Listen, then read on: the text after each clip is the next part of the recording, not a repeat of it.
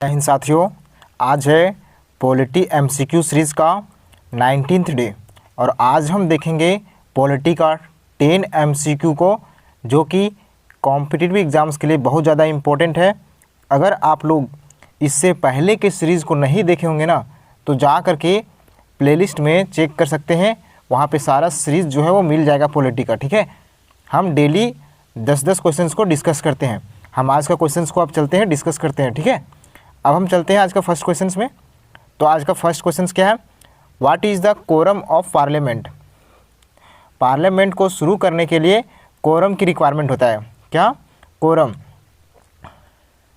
Quorum बोले तो जैसे मान लो कोई पार्टी चल रहा है, ठीक है, पार्टी में सब चीज़ खाना पीना बन के रेडी है, लेकिन उसे शुरू करने के लिए क्या ज़रूरत पड़ता है? तो कम से कम मालिक का होना ज़रूरत पड़ता है। ठीक है, मालिक पहले खाएगा, उसके बाद जो है वो लोग खाएंगे। ठीक है, उसी प्रकार से जो है ना कोरम जो है पार्लियामेंट में रिक्वायरमेंट होता है कि अगर हमारे पार्लियामेंट में इतना मेंबर अगर आते हैं, मिनिमम मेंबर अगर इतना आते हैं, तो जो है वो पार्लियामेंट को शुरू किया जाएगा। तो उसके लिए क्या रिक्वायरमेंट होती है? तो हमारे पार्लियामेंट में 1/10 मेंबर अगर आते हैं ना, तब जाकर के पार्लियामेंट जो है वो शुरू होता है। ठीक है, तो इसको हम बोलते हैं कोरम। आई होप आपको समझ में आ गया होगा। अब हम देखते हैं इसके रिलेटेड कुछ क्वेश्चंस को। तो ऑप्शन नंबर ए इसका राइट आंसर हो जाएगा। कोरम मीन्स क्या होता है? देखो, कोरम जो है वो minimum number of members required to be present, ठीक है, इन द हाउस। कम से कम प्रेजेंट मिनिमम मेंबर्स होना चाहिए, तब जाकर के क्या होगा? पार्लियामेंट शुरू होता है। लोकसभा हो या राज्यसभा, ये दोनों पर लागू होता है। ठीक है, to start continue valid sitting of parliament.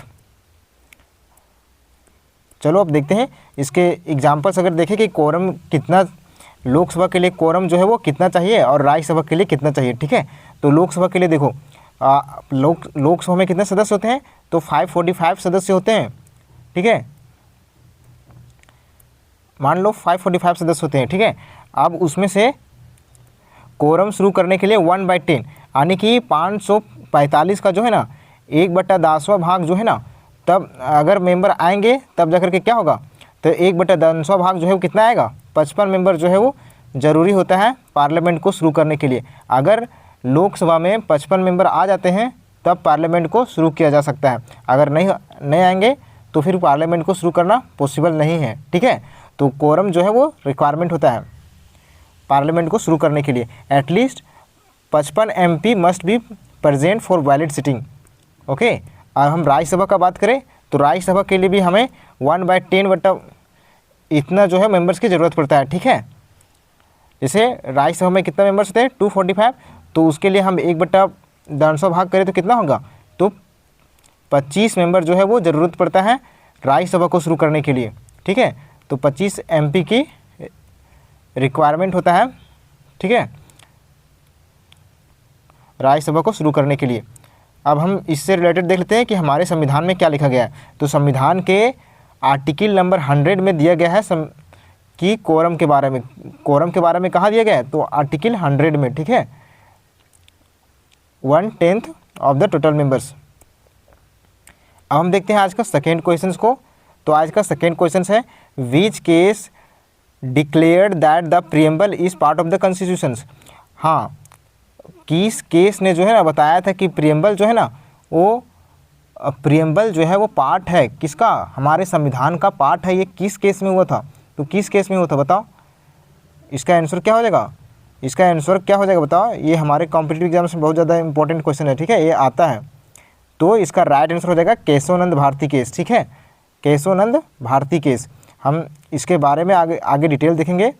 चलो हम देखते हैं इसके रिगार्डिंग डिटेल क्वेश्चन। तो ऑप्शन नंबर सी जो है वो इसका राइट आंसर हो जाएगा।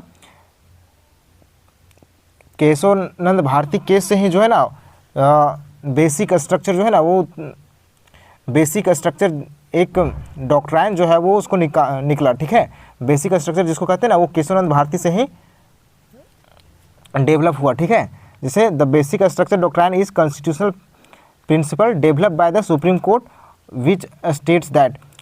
केशवानंद भारती केस के जरिए ही क्या हुआ? तो बेसिक स्ट्रक्चर जो है वो डेवलप हुआ। ठीक है, तो इसमें क्या कहा जाता है सो देखो, तो parliament has power to amend the constitution but it can not alter, damage और डिस्ट्रॉय इस बेसिक स्ट्रक्चर्स, है ना। पार्लियामेंट जो है ना वो, पार्लियामेंट के पास पावर होता है, पार्लियामेंट के पास क्या, पार्लियामेंट के पास जो है वो अमेंड करने का पावर होता है। जैसे जितना भी अमेंडमेंट हुआ है वो क्या पार्लियामेंट ही ना अमेंड किया है, ठीक है। जैसे अभी वुमेन रिजर्वेशन बिल को लेकर के आया था, ठीक है।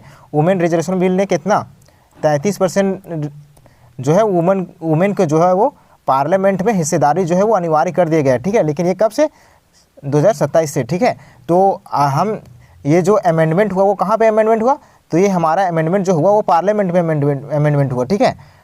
तो इसी प्रकार से यही बोल रहा है ना कि पार्लियामेंट के पास पावर क्या होता है, पार्लियामेंट के पास पावर होता है अमेंड करने का।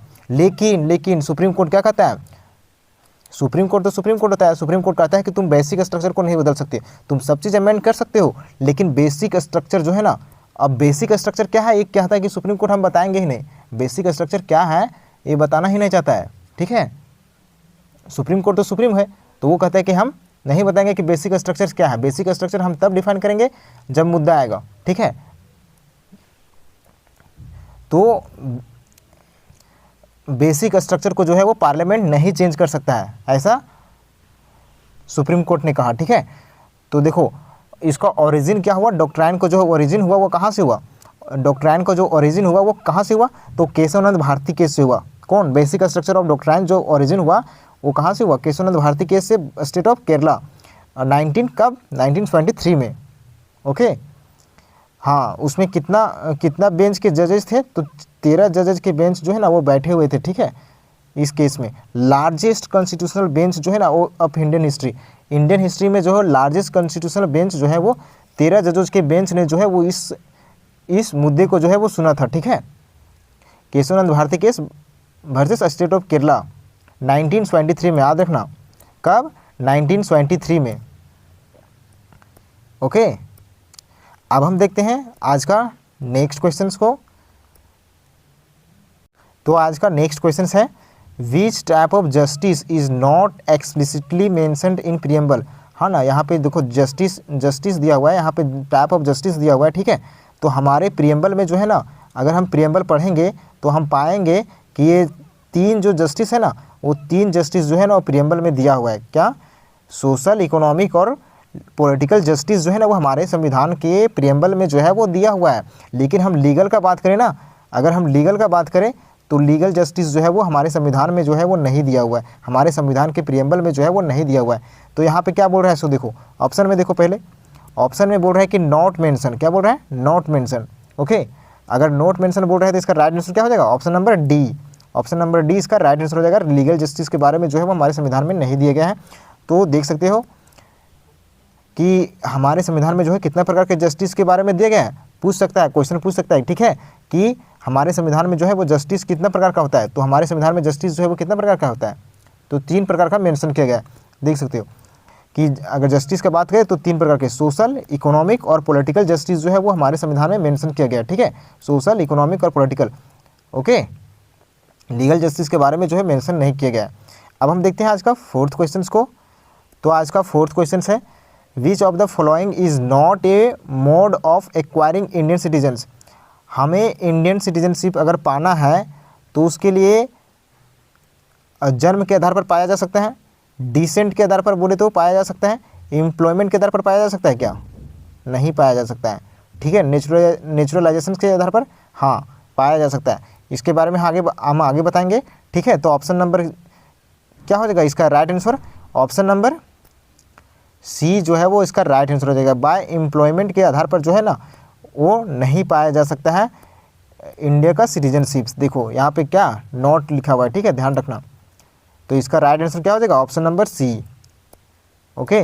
देखो यहाँ पे, तो यहाँ पे बताया गया है कि हम अगर इंडियन सिटीजनशिप को पाना चाह रहे हैं तो बाय बर्थ यानी जन्म के आधार पर पाया जा सकता है। जैसे citizenship acquired being born in India, अगर हम भारत में जन्म लेते हैं ना, अगर भारत में जन्म लेते हैं तो भारत का हमें नागरिकता क्या मिल सकता है, ठीक है। ये हमारे संविधान के एक्ट में बताया गया था, कहाँ, सिटीजनशिप एक्ट 1955 में ये बताया गया है कि जन्म के आधार पर जो है भारत का सिटीजनशिप मिल सकता है, ठीक है, मिलेगा, ओके। अगर हम डिसेंट का बात करें तो डिसेंट के आधार पर मिल सकता है क्या, जैसे देखो citizens through Indian parents, Indian parents के थ्रू अगर हमारे माता पिता जो इंडियन हैं उसके आधार पर बच्चा को क्या उसका सिटीजनशिप का मिल सकता है भारत का। हाँ, तो भारत का सिटीजनशिप जो है ना, माता पिता अगर भारत के हैं तो उसको सिटीजनशिप मिल सकता है, ठीक है, उसके बच्चे को जो है वो सिटीजनशिप भारत का मिल सकता है, ठीक है। ये हमारे संविधान के सिटीजनशिप एक्ट 1955 में दिए गए, कहाँ पे 1955 में, सिटीजनशिप 1955 में, ठीक है।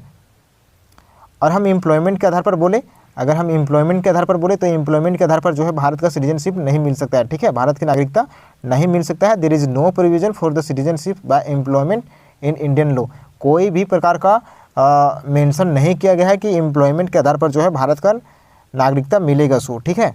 अगर हम नेचुरलाइजेशन का बात करें तो citizenship acquired after fulfilling conditions, अगर हम नेचुरलाइजेशन का बात करते हैं ना तो इसके लिए हमारे पास कंडीशंस है, ठीक है। लॉन्ग टर्म रेसिडेंस होना चाहिए, अच्छा कैरेक्टर होना चाहिए, ठीक है, और नॉलेज ऑफ इंडियन लैंग्वेज होना चाहिए, तब जाकर के क्या होगा, तब जाकर के जो है वो हमें भारत की नागरिकता मिल सकती है। ये हमारे संविधान के एक्ट सिटीजनशिप एक्ट 1955 में दिया गया है, ठीक है।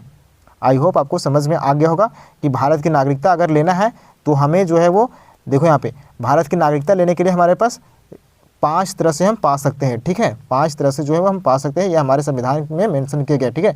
बाय बर्थ के आधार पर, बाय डिसेंट के आधार पर, बाय रजिस्ट्रेशन के आधार पर, बाय नेचुरलाइजेशन के आधार पर और बाय इनकॉर्पोरेशन ऑफ टेरिटरी के आधार पर जो है वो पाया जा सकता है भारत का नागरिकता।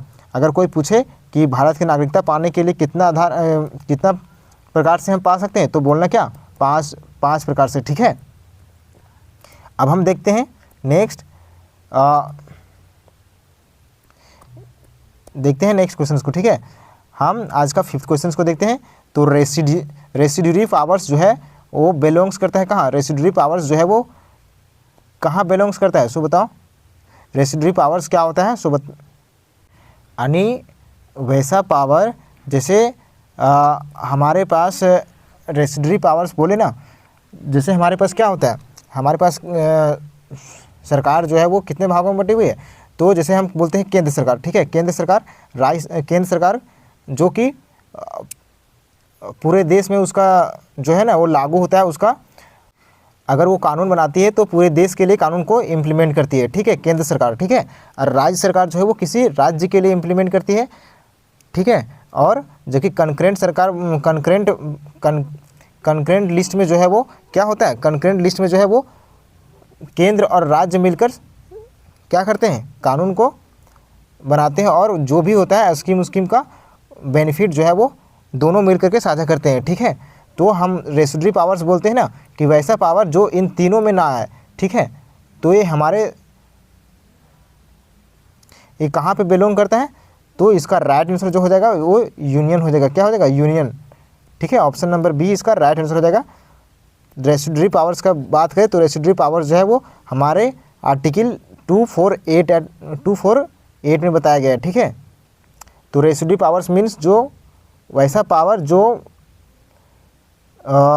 Laws on subject that are not mention in union list, यानी कि वैसा पावर जो मेंशन ना किया गया हो यूनियन लिस्ट में, स्टेट लिस्ट में और कॉन्करेंट लिस्ट में हमारे संविधान में, ठीक है।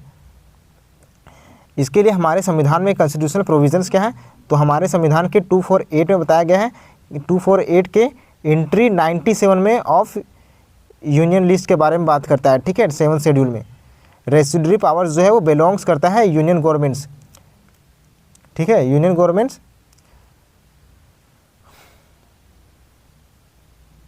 रेसिड्यूरी पावर्स को देखती है, ठीक है।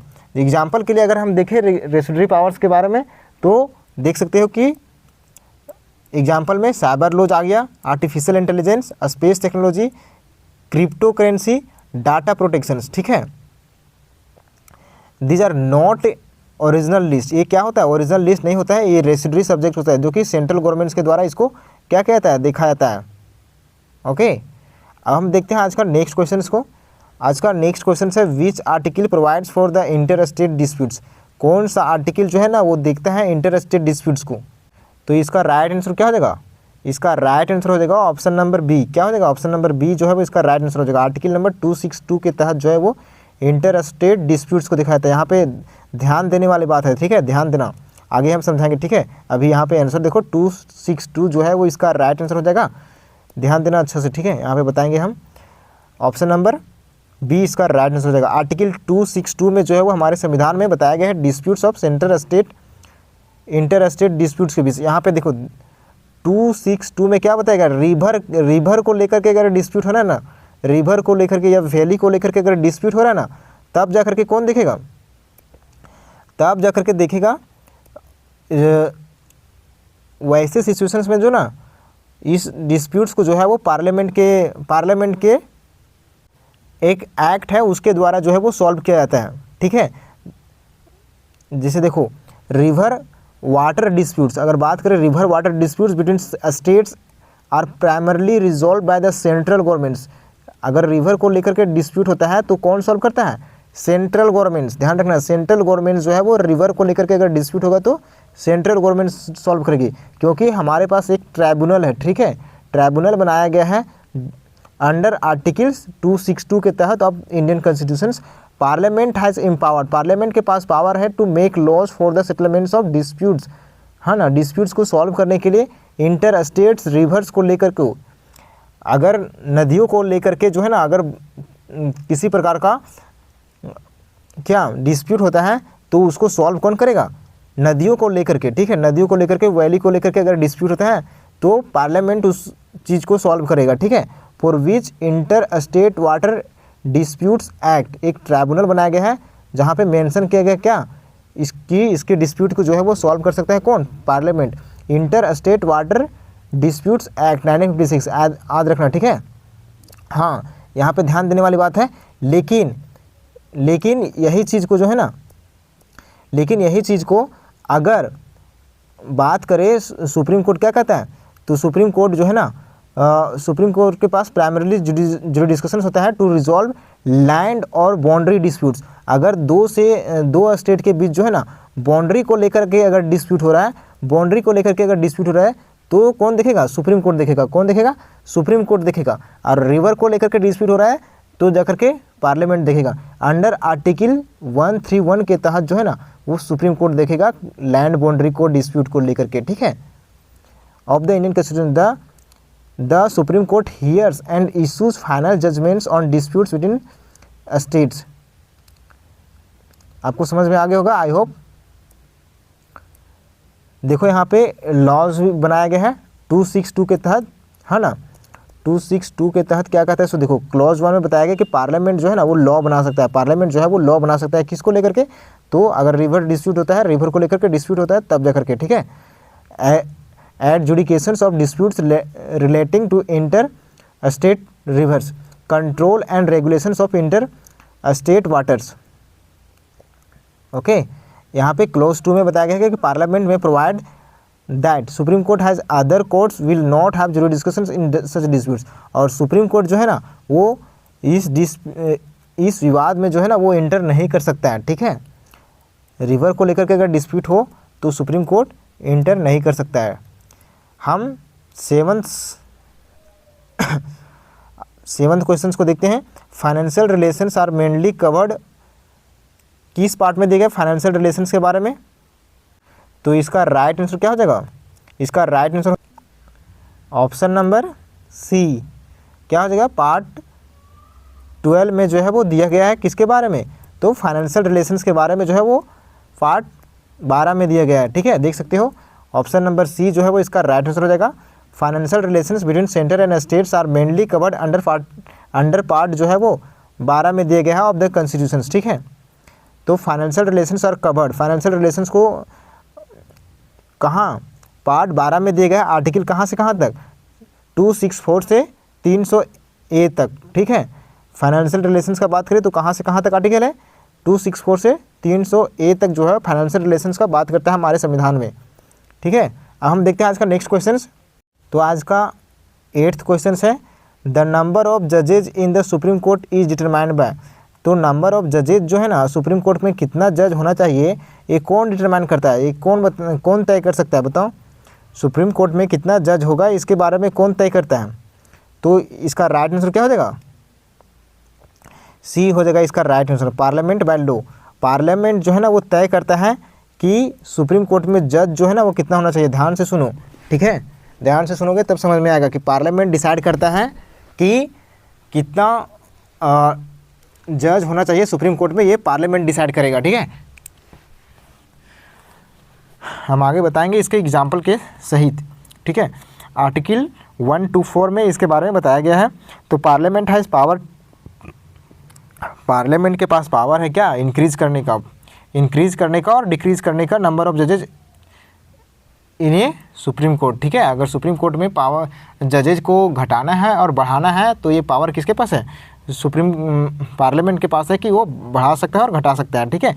Parliament increase the number of supreme court जजेज बाय अमेंडिंग, यहाँ पे देखो सुप्रीम कोर्ट जजेज एक्ट 1956, ठीक है। पावर्स अंडर आर्टिकल 124 के तहत जो है वो किया जा सकता है, यानी पार्लियामेंट नंबर ऑफ जजेस को घटा और बढ़ा सकता है, ठीक है, आर्टिकल 124 के तहत। अब देखो इसके एग्जांपल्स अगर हम देखें कि पहले जो है वो 1950 में बात करें, 1950 में तो कितना जज था, केवल और केवल 8 जज थे, ठीक है। 1950 में सुप्रीम कोर्ट में 8 जज थे और हम अभी कितना है, 33 जज हैं, ठीक है, और एक CJI है, ठीक है, एक CJI है। अब बताओ कि CJI कौन है भारत का भी, ठीक है। 1956 में देखो 8 थे, कितना थे 8, 50 में कितना थे 8, 50 में 8 थे और 56 में 11 और 60 में देखो 14 थे। वहीं पे 1927 में 18, 1986 में 26 और अब कितना है 2009 में 31, उसके बाद अब 34 जज है। अब कितना है सुप्रीम कोर्ट में जज, 34, ठीक है। अब हम देखते हैं आज का नेक्स्ट क्वेश्चंस को। तो आज का नेक्स्ट क्वेश्चन है विच बॉडी जो है वो, कौन सा बॉडी जो है ना वो एक्ट करता है custodian of the Indian constitutions, कौन सा बॉडी जो है ना वो एक्ट करता है कस्टोडियन की तरह, कौन सा बॉडी जो है वो एक्ट करता है कस्टोडियन की तरह हमारे संविधान में जो है कौन सा बॉडी एक्ट करता है, तो ऐसा सुप्रीम कोर्ट करता है। क्या हो जाएगा, ऑप्शन नंबर बी इसका राइट आंसर हो जाएगा, सुप्रीम कोर्ट इसका राइट आंसर हो जाएगा। The supreme court is the guardian, क्या होता है, एक गार्जियन भी होता है और इंटरप्रेटर ऑफ द कॉन्स्टिट्यूशन होता है, इंटरप्रेट करता है कॉन्स्टिट्यूशन को, ठीक है, थ्रू जुडिशियल रिव्यू। ओके, देख सकते हो कि सुप्रीम कोर्ट जो है वो act as the custodian, supreme court जो है वो एक्ट करता है कस्टोडियन की तरह of the constitutions. It has power, इस सुप्रीम कोर्ट के पास पावर क्या होता है, तो जुडिशियल रिव्यू का पावर होता है, can declare laws and actions are unconstitutionals, ठीक है। इट प्रोटेक्ट, सुप्रीम कोर्ट क्या करता है, प्रोटेक्ट करता है फंडामेंटल राइट्स को सिटीजन्स का। It interprets the constitutions and ensure supremacy of the constitutions, ये इंटरप्रेट्स करता है हमारे संविधान को और इंश्योर करता है क्या, सुनिश्चित करता है सुप्रीमेसी ऑफ द कॉन्स्टिट्यूशंस को, ठीक है। इट इन्फोर्स करता है क्या, इन्फोर्स करता है बेसिक स्ट्रक्चर्स को ठीक है, जो कि हम केशवनाथ भारती केस के बारे में हम आगे बता चुके हैं। चलो देखते हैं आज का नेक्स्ट क्वेश्चन को। आज का नेक्स्ट क्वेश्चन है which article empowers the supreme court to issue writ to for the enforcement of fundamental rights, हमारे संविधान के कौन सा आर्टिकल में बताया गया है कि सुप्रीम कोर्ट जो है वो रीट जारी कर सकता है, बताओ इसका राइट आंसर क्या हो जाएगा। इसके बारे में हम पहले डिस्कस कर चुके हैं पहले के अच्छा से, ठीक है, तो जा करके हम पहले के लेक्चर्स में देख सकते हो और इसका राइट आंसर हो जाएगा ऑप्शन नंबर 32, आर्टिकल 32 जो है वो रीट जारी करता है सुप्रीम कोर्ट, इसके बारे में बताता है, ठीक है। तो article 32 right to constitutional remedies के बारे में बात करता है, जैसे doctor B R. Ambedkar called heart and soul of the constitutions. Article 32 को डॉक्टर बी.आर. अम्बेडकर ने क्या कहा था, संविधान का मतलब हार्ट एंड सोल कहा था, ठीक है। ऐसा स्टेटमेंट बन सकता है कि हार्ट एंड सोल जो है वो कौन कहा था, आर्टिकल 32 को जो है वो हार्ट एंड सोल जो है वो कौन कहा था, तो इसका राइट आंसर क्या हो जाएगा, doctor B R. Ambedkar. Supreme court के पास पावर होता है रीट को जारी करने का, जैसे कि हैबियस कॉर्पस, हमारे पास कितने प्रकार का रीट जारी किया जाता है, तो रीट जारी करने के लिए 5 प्रकार का रीट जारी होता है, ठीक है। मैंडेमस, प्रोहिबिशन, सर्ट्यूटरी, क्वावेरेंटो, तो इन 5 प्रकार के रीट जो है वो जारी किया जाता है सुप्रीम कोर्ट और हाई कोर्ट दोनों के द्वारा। सुप्रीम कोर्ट जो है वो आर्टिकल 32 के तहत करता है, जबकि हाई कोर्ट जो है वो 226 के तहत करता है, लेकिन उसके पास जो है ना वो लिमिटेड पावर होता है। हाई कोर्ट के पास जो है वो लिमिटेड पावर होता है फंडामेंटल राइट्स को लेकर के, ठीक है। थैंक यू, आज का क्वेश्चन इतना ही था। Take care, bye bye.